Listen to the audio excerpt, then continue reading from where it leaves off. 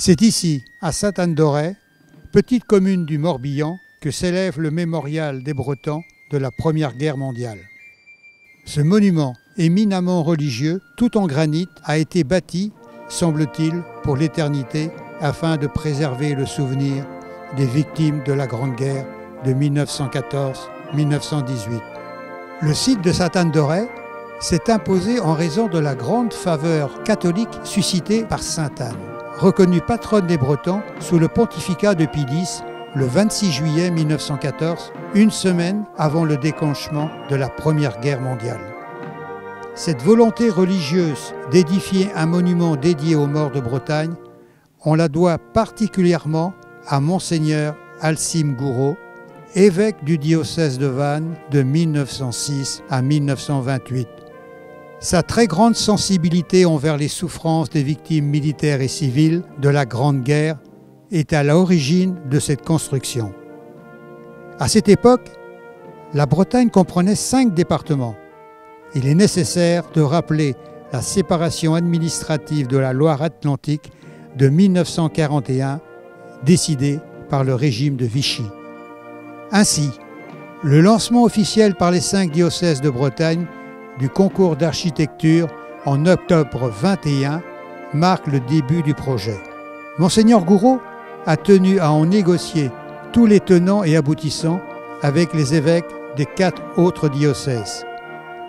Les premiers travaux débutèrent en 1922 pour se terminer en 1932.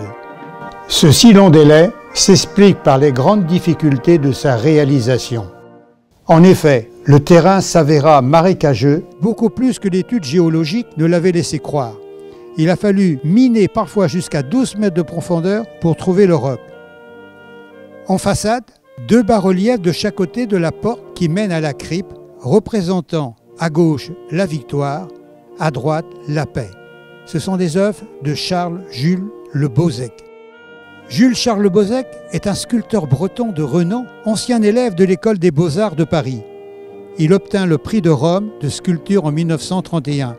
Son atelier se situait à Mélionnec, commune située dans le département des Côtes-d'Armor. La victoire. Au centre, la victoire forte, puissante. D'une main, elle tient un bouclier protecteur. De l'autre, une épée dont la pointe indique à nos soldats le chemin du devoir qui sera celui de l'honneur. La partie de gauche représente une scène dans les tranchées. Pendant que des poilus en observation tirent sur l'ennemi, un aumônier militaire donne la communion à un mourant soutenu par un de ses camarades de combat. À droite, les survivants défilent triomphalement. C'est la victoire, c'est le retour, c'est la paix. Le bas-relief de droite, la paix. Au centre, la paix, calme, sereine, couronne d'olivier en tête. Elle régit les hommes après la grande tourmente. Elle tend de la main gauche un rameau de laurier aux héros. De la main droite, une branche de chêne, symbole de la force, à ceux qui reprennent leur labeur quotidien. La partie de droite nous montre le retour des poilus. Un soldat, assis, retrouve sa femme et ses enfants. Plus loin, une jeune fille ramène son fiancé, un marin aveugle. Et enfin, une veuve éplorée qui symbolise toutes ces vaillantes bretonnes qui désormais devront être seules, assumer les responsabilités du foyer familial. À gauche, la reprise du travail. Chacun retrouve ses occupations. Les diverses corporations y sont représentées. Le cultivateur emmène son jeune fils vers les champs. Un sabotier contemple son œuvre. Un prêtre a repris l'habit du pasteur. Un forgeron roule une roue.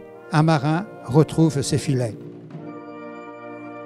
2 escaliers demi-circulaires donnent accès à la coupole qui abrite un autel monolithe en granit rose de Ploumanac.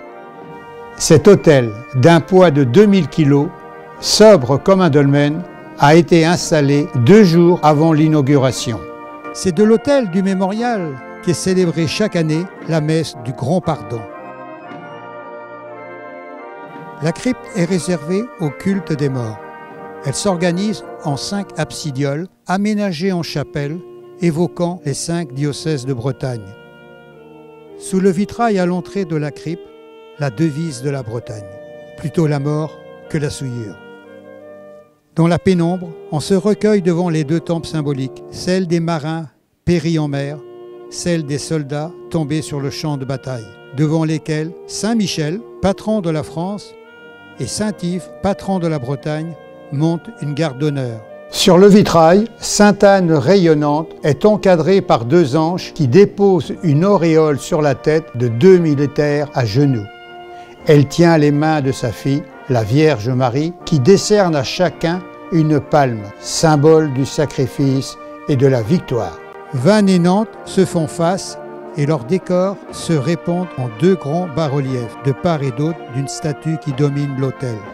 Les deux rétables, celui de Vannes et celui de Nantes, sont l'œuvre du statuaire breton, le Beaux-Ecs. Les rétables représentent des personnages glorieux, religieux et militaires de chaque diocèse. Diocèse de Vannes. L'autel de Vannes est dédié à Sainte Jeanne d'Arc, selon le vœu de Monseigneur Gouraud, qui avait placé le diocèse de Vannes et ses combattants sous sa protection pendant la guerre. La sainte de la patrie est représentée en prière, la tête inclinée et les mains jointes sur la poitrine. Le bas-relief de droite évoque quelques événements de la vie religieuse du diocèse. Saint-Paterne sous les traits de Monseigneur Duparc, bénit la mer, suivi de Bretons et Bretonnes en costumes locaux. Nicolazic découvre la statue de Sainte Anne devant ses compatriotes.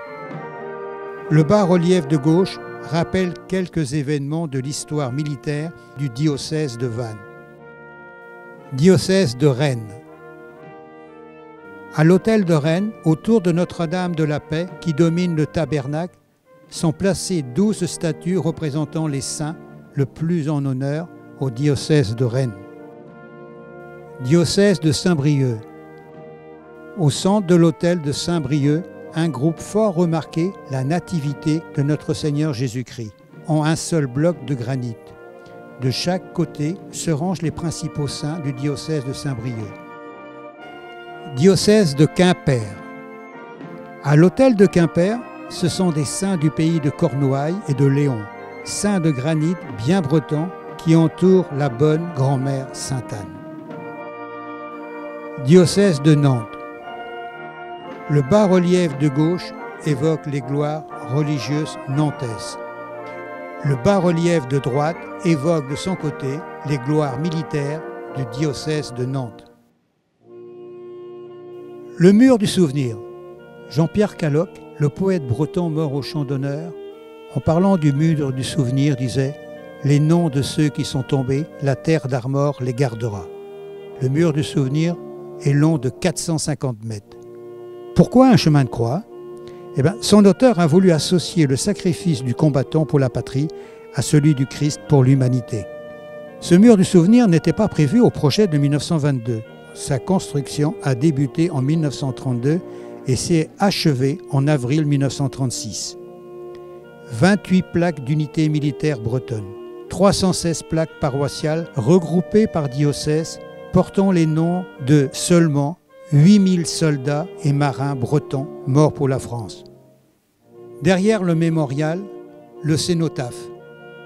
En 1974, cette stèle avait été implantée au centre de la crypte. Elle a été déplacée derrière le mémorial en février 1991. À la tête d'un gisant, une table en arc de cerf porte l'inscription « À tous nos morts de toutes les guerres ». Sur chacun des 7 piliers est sculptée une victime de la guerre 39-45, un déporté, un résistant, un marin, un fantassin, un aviateur, un maquisard, un fusillé. Œuvre du sculpteur Georges Delahaye de Plouer-sur-Rance en granit de Languédias.